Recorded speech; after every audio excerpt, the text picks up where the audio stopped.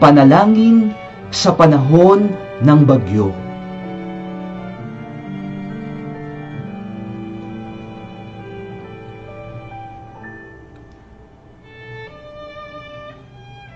Panginoon naming Diyos, Amang makapangyarihan sa lahat, kami po ay tumatawag sa inyong banal na pangalan. Iligtas mo po kami sa hagupit ng bagyong dinaranas namin ngayon.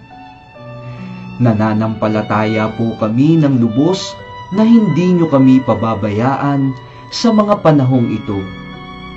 Alam po namin na sa inyo nagbuhat ang lahat ng bagay. Kayo ang lumikha ng lahat ng unos at kayo rin po ang pagbubuhatan ng aming kaligtasan. Kayo lamang po ang makatutulong sa amin sa mga panahon ng kalamidad at sakuna. Hanguin mo po kami sa pagkakalugmok dahil sa hagupit ng bagyong ito at itaas mo po ang aming mga espiritu upang maging matibay ang aming pananampalataya sa iyo.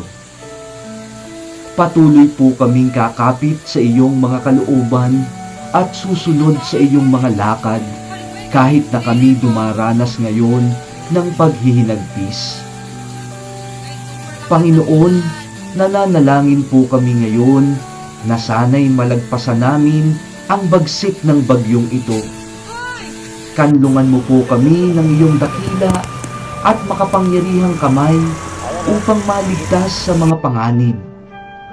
Gawaran mo po kami ng iyong kalakasan upang makabangon naman sa mga pinsalang natatamo namin at ng aming bansa.